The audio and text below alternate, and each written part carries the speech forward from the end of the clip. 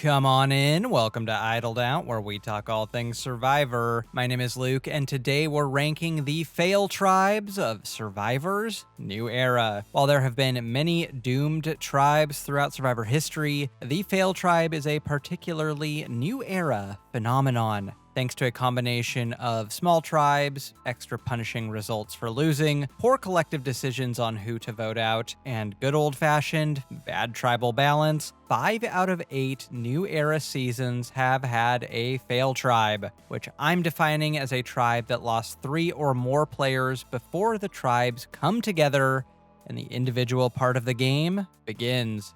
So today, I thought it would be fun to rank the New Era failed tribes by how much of a disaster they were. In my ranking, I'll be taking into account everything from how hard they flopped in the challenges to the interpersonal conflicts and toxic relationships that tore these tribes apart from the inside. But I'll also consider the future game success, or lack thereof, of those lucky enough to make it out of the failed tribes alive when I'm ranking. And as we go through, I'll give my speculation as to why I think each of these tribes flopped so badly, and whether that was their own fault due to toxic camp life and bad boot decisions, or whether they were simply cursed by the Survivor gods. So climb up a ladder, meet me at Luigi's, and order the Million Heart Special as we rank the fail tribes of Survivor's New Era. At number 5 is Tika from Survivor 44. While Tika was an undeniable flop of a tribe, they're last on the list both because of a day 1 medevac which completely screwed this tribe over, and because the 3 players who made it out of this tribe ran the game in the post-merge. It's clear that Bruce was meant to be the physical powerhouse of this tribe. As we saw in Survivor 45, he is a very solid challenge performer. Then he bonked his head 10 seconds into the game and had to be medically evacuated later that day. This numerical disadvantage put Tika on shaky ground right out of the gate. Nevertheless, Tika wasn't terrible in the challenges. Carson in particular was a god at the puzzles, and while they struggled physically at times, they definitely weren't a complete challenge train wreck. With Bruce, I think this tribe actually has a lot of success. But without him, and with other tribes getting to repeatedly bench their weakest players time and time again for some reason, Tika just failed to ever get momentum, and the Tika 3, Jam Jam, Carolyn, and Carson, ended up picking off Helen and then later Sarah. This tribe is by far the least fail tribe of the new era, primarily because the survivors of this tribe absolutely ran the post-merge, perfectly playing the middle between the other 2 tribes and dividing and conquering all the way to the final 4, with Jam Jam and Carolyn both making it to Final Tribal, where Jam Jam cleaned house. The other tribes we'll get to are various shades of disasters, but Tika just had really bad luck with Bruce giving himself a concussion in the opening challenge, leaving this tribe without a physical workhorse at camp and at challenges. And starting the game off on such a bad note can't have been good for morale either. Call me Katura, cause I'm blaming Bruce for this one. At number 4 is Yanu from Survivor 46. Yanu is proof that the fail tribe isn't always the physically weakest tribe. Going into this season, no one thought that this group was going to be the flop tribe. Yanu fascinates me because it has 3 of the worst players of the new era, but 2 incredibly good social players in Kenzie and Tiff, and then also Q, who is like Schrodinger's Survivor player, simultaneously great and terrible at the game. Yanu got off to the game on the back foot after Q and Jelinski failed to complete the opening sweat challenge, Jelinski folding for the first of many times, a habit which would come to define his short stay in the game. We're not in disaster territory yet. Jelinski was a perfectly fine first boot. In fact, he is like the quintessential first boot. But the second round of the game is where things truly start to go bad for Yanu, as both Jess and Banu emerged as weak tribal links for completely opposite reasons. Jess, without sleep or ADHD meds, was seemingly catatonic at times, and Banu was the complete opposite, running around the tribe like a Looney Tune, giving up tribal secrets left, right, and center, and bizarrely obsessed with being loved by his fellow tribe mates and the audience. I think where things went wrong for this tribe was morale. There's no reason that a tribe this strong should lose this often, other than trouble at home. This tribe almost immediately established a clear hierarchy with Kenzie, Tiff, and Q at the top, and Banu and Jess at the bottom, which in turn made Banu paranoid and desperate, which in turn again damaged morale for everyone. I mean, this was genuinely hard to watch. Tiff, you need to help me, Tiff. Please. No, please, Bonnie. Please, no. Tiff. Get up off your knees. What the hell are you doing? Bonnie, bro, please.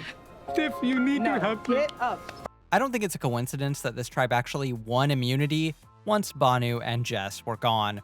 Still, I can't rank this tribe any lower simply because of the future success of the rest of this tribe, including producing the winner of the season.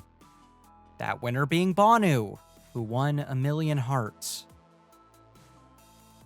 At number 3 is Vula from Survivor 48. At the time I'm writing this, the tribes just swapped on Survivor 48, so TBD on how Say, Mary, and Cedric will perform in the game after escaping this tribal death trap. But this tribe was a huge disaster from the jump.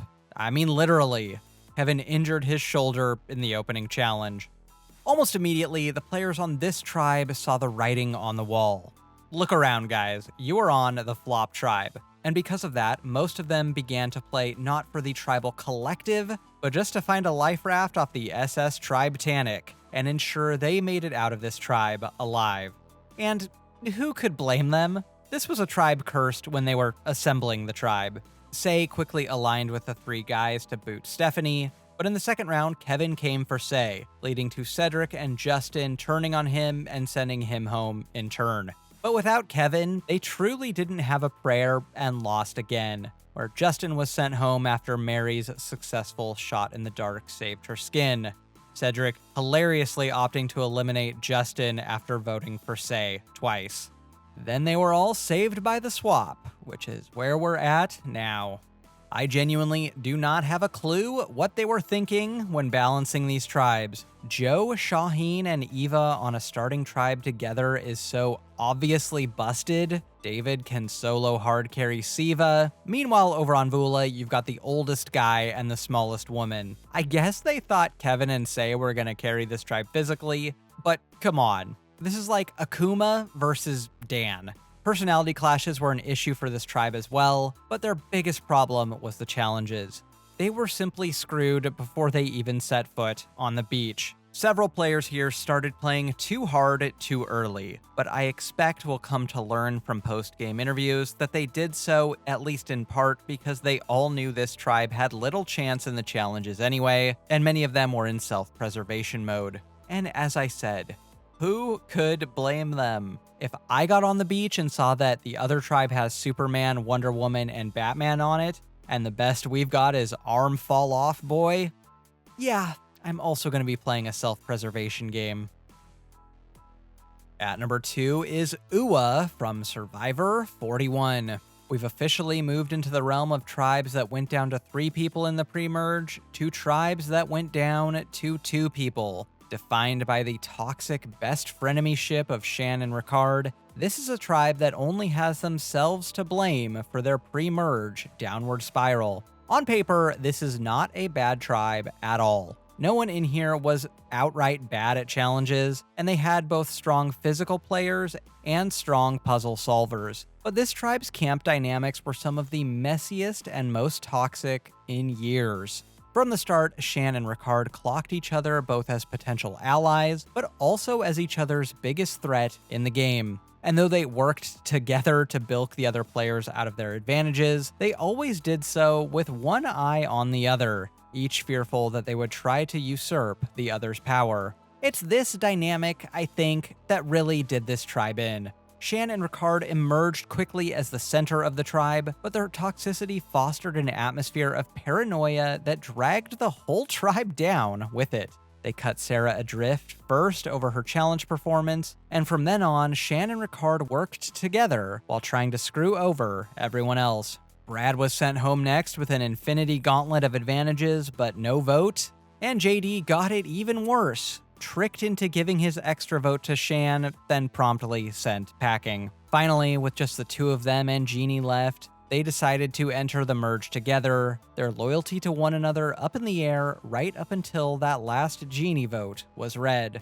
Ricard ultimately turned on Shan at the midpoint of the game, and he made Final 5 himself. Overall, this was a tribe torn apart internally by the greed and paranoia of its main players, creating a mercenary atmosphere which did them no favors.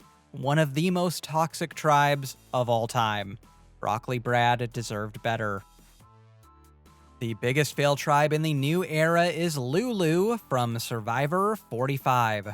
The Lulu losers are inarguably one of the worst tribes in Survivor history. The first 4 people out from the season, 2 quitters, the first tribe to ever fail Sweat vs. Savvy, and completely wiped out by the final 6. From start to finish, this tribe was a complete train wreck. The writing already on the wall when Brandon couldn't climb a ladder in the opening challenge. For the first 3 episodes, this tribe was a comedy of errors. Hannah quit at the first tribal council for the literal funniest reason of all time, that she missed her vape. Brandon was jettisoned without a vote at the second tribal council after the tribe's second blowout immunity loss, as they scrambled to find the secret sauce to actually winning a challenge. And then they voted out their strongest member, Sabaya, at their third tribal council. Granted, she overplayed herself out of the game for no reason. This tribe had no chance already, but without Sabaya, they really had no chance. And mercifully, the Survivor gods blessed them with a tribe swap the next day, splitting the remains of Lulu amongst each of the 3 tribes. The saga of the Lulu losers doesn't end there, though. At the 4th tribal council, Dee is planning to blindside Sifu, only for Sean to get down Mr. President him and quit the game instead, wrongly believing it was him who was going home. This is the most Lulu shit ever. Even when he's winning, he's losing. Caleb and Emily both made the merge, but Caleb would have been pre-jury if not for Shot in the Dark, only to go home the next round anyway, and Emily was out at the final 7. Lulu becoming the rare tribe to be completely demolished before we even get to the finale. I'm generally of the opinion that Survivor actually doesn't want one tribe to lose over and over and over again, but this tribe in particular has to be some sort of sadistic joke. It's a tribe full of the most chaotic, emotional, messy, bad in the challenges, foot-in-mouthingest, quitnest players ever, held together by scotch tape and a dream by Caleb and Sabaya. I genuinely think this tribe was a prank. For God's sake, their kryptonite was vapes and ladders. Got nothing else for ya. If you don't want to be a Lulu loser, like and subscribe and I'll get you more Survivor content just like this. Until next time, don't get idled out.